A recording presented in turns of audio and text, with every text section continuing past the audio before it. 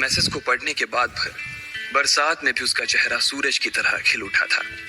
Lucky ने इस message को पढ़कर खत्म किया ही था कि उसके फोन पर बारिश की बूंदें जमा होने लगी थी। लकी ने थोड़ी देर की खुशी मनाने के बाद याद किया कि वो सच में गरीब नहीं था। असल में उसके परिवार ने उसे एक परीक्षा में डाल रखा था जिसका नाम था गरीबी अभ्यास परीक्षा। इस परीक्षा के तहत लकी को अग्रवाल खानदान में उसके नाम की जमीन और जायदाद पर तभी हक मिलने वाला था जब वो इस परीक्षा को पास कर लेता। अचानक से उसे याद आया कि वो गरीब नहीं था बल्कि गरीब होने की परीक्षा दे रहा था।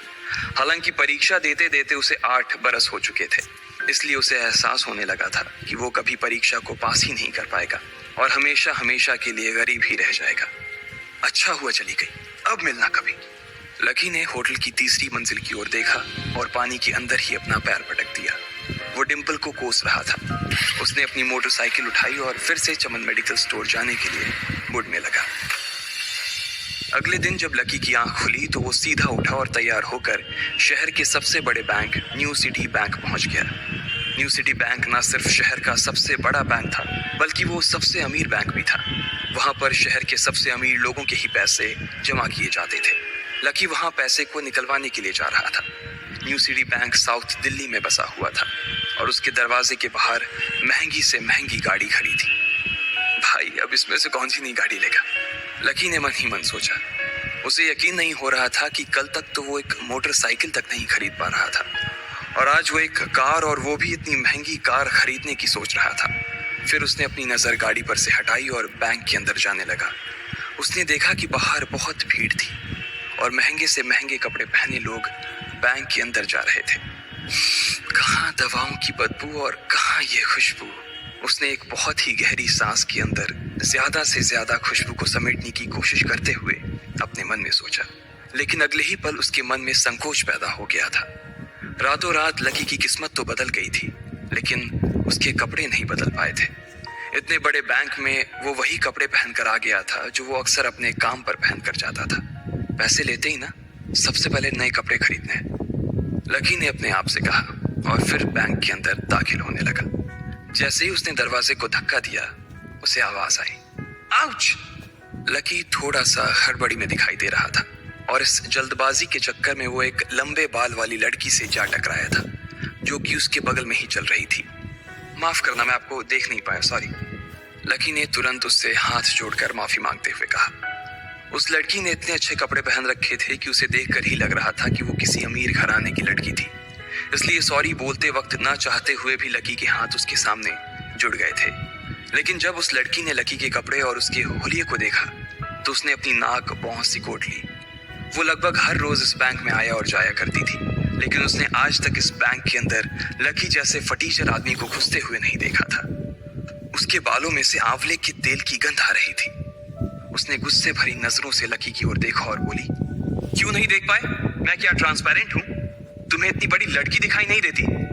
इससे पहले कि बात आगे बढ़ती उस लड़की ने देखा कि इस बैंक की मैनेजर यास्मिन पटेल उन दोनों की ओर बढ़ी चली आ रही है।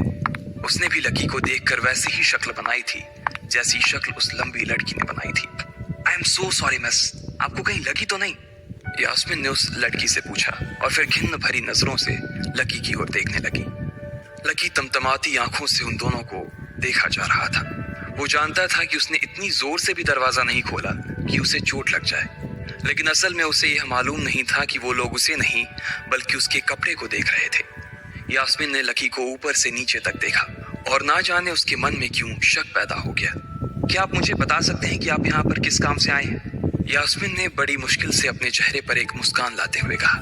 वो उसका हुलिया देखकर ही समझ गई थी कि वो यहाँ का कस्टमर तो नहीं था। लकी ने अपने आप को संभाला और कहा, हाँ वो मैं अपना पैसा निकलवाने के लिए आया था। पैसे निकलवाने के लिए आए हो? यास्मिन ने लकी की बात को ही दोहराते हुए कहा। वैसे तो वो लकी की बात पर जोर से हंसना चाहती थी, लेकिन उसने अपने आप को थोड़ा सा काबू में कर लिया था।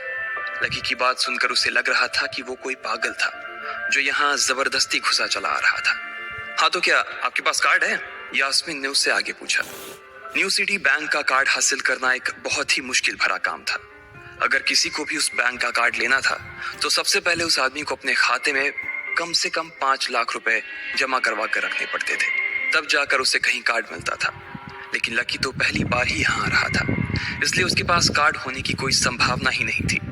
लकी जब यास्मीन के सवाल का जवाब नहीं दे पाया तो यास्मीन ने फिर उससे पूछा, मैं पूछ रही हूँ कि आपके पास कार्ड है?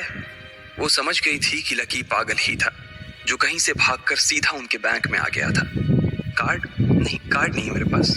लकी ने उसके सवाल का जवाब दिया और वो फिर इधर उधर देखने लगा।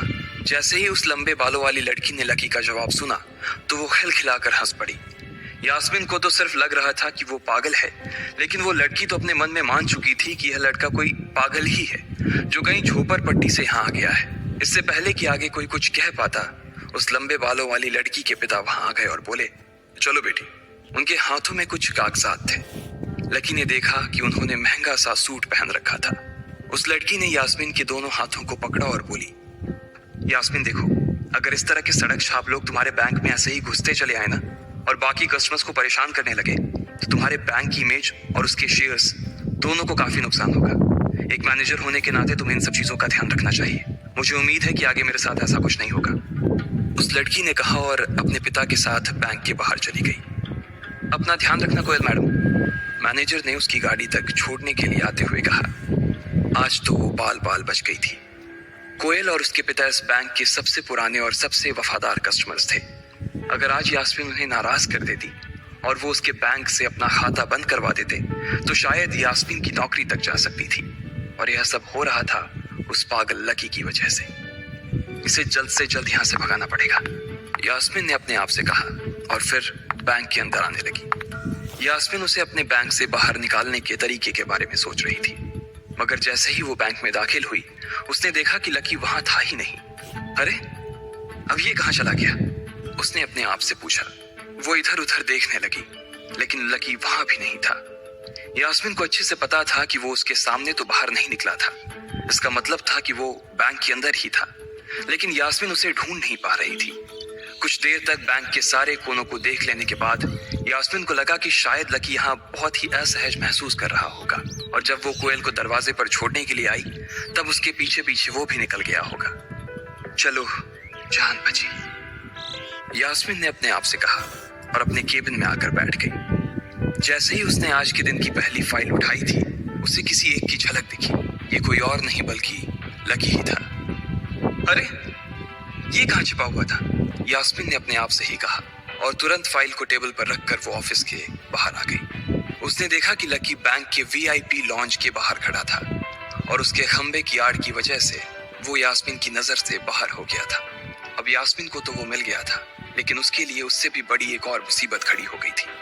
लकी जिस कमरे के बाहर अभी खड़ा था उस कमरे के अंदर शहर के सभी रईस लोगों का उठना बैठना था।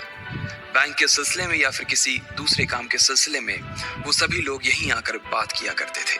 उस कमरे के अंदर जो लोग बैठे थे उन सबके करोड़ों रुपए इस बैंक के खाते में जमा थे। अब अगर ऐसे में लकी वहां घुस जाता तो सब लोग मिलकर यास्मीन की गर्दन पर चढ़ जाते। रुको, जहां हो वहीं खड़े रहो, यास्मीन जोर से और साथ ही गुस्से से चिल्लाई। बाकी के लोग जो वहां खड़े थे वो यास्मीन की ये चीख सुनकर डर गए थे। कुछ लोगों को उसकी इतनी जोर से आवाज करने की वजह से गुस्सा भी आ गया था और यास्मीन सबसे मुस्कुराते हुए माफी मांगकर आगे बढ़ती जा रही थी। वो लकी को किसी भी तरह से उस कमरे में जाने से रोकना चाहती थी, लेकिन उससे पहले ही वो उस कमरे के अंदर दाखिल हो चुका था। अरे यार, ये आदमी है या गधा? यास्मीन ने अपना ही सिर पीटते हुए कहा और वो भी उस कमरे के दरवाजे की ओर बढ़ने लगी। उसने उस कमरे का दरवाजा खोलने की कोशिश की, लेकिन वो अंदर से लॉक हो गया था। बाप रे, ये कैसा आदमी है?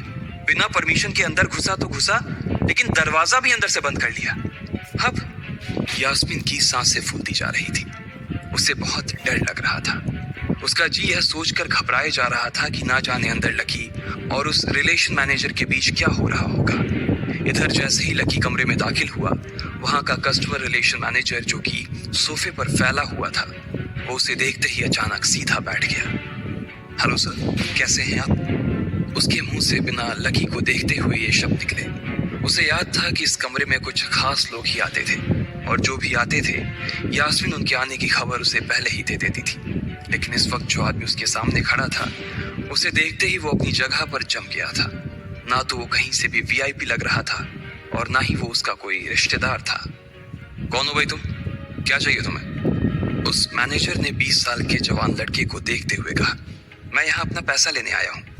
लकी ने सीधे मुद्दे की बात को मैनेजर के सामने रखते हुए कहा, तुम्हारे पास हमारा सुप्रीम कार्ड है? मैनेजर ने उससे ऊपर से नीचे तक देखा और पूछा, नहीं नहीं, मेरे पास कोई कार्ड नहीं है। लकी ने कहा, तो फिर हम तुम्हें कोई पैसा नहीं दे सकते। चलो अभी दरवाजा खोलो और सीधा बाहर निकलो। मैनेजर ने कहा और सोफे पर से उठ गया। नहीं, मैं अपना पैसा लिए बिना नहीं जाऊंगा यहाँ से। लकी भी जिद पर अड़ गया। अरे बोला ना, बिना कार्ड वाले को पैसा नहीं मिलता है, और वो भी पैसा होगा तब तो मिलेगा ना। मैनेजर ने उसके करीब आते हुए कहा, अरे पैसा है तभी तो निकालने आया हूं सर। लकी ने कहा, देख फालतू की बहस मत कर सुबह सुबह, वरना मैं सिक्योरिटी को बुला लूंगा तो वो लोग मार मार कर बाहर निकालेंगे तुझे। लकी यह सुनकर घबरा गया था। मैनेजर के चेहरे का गुस्सा उसे साफ नजर आ रहा था, लेकिन ऐसा भी नहीं था कि वो झूठ बोल रहा था। भले ही उसके पास कार्ड नहीं था, लेकिन इसका मतलब ये नहीं था कि वो अग्रवाल खानदान का लड़का नहीं था। जैसे जैसे मैनेजर उसकी ओर बढ़ता चला जा रहा था, लकी का डर भी बढ़ता जा रहा था। मैनेजर को लग रहा था कि वो कोई संकी था और वो उसे धक्का मारकर बाहर निकालने के लिए आगे बढ़ ही रहा था कि अचानक घबराए हुए लकी के दिमाग में एक आइडिया आया। फिंगरप्रिंट! उसने अपना अंगूठा कमरे में मौजूद उस मैनेजर के सामने उठाते हुए कहा।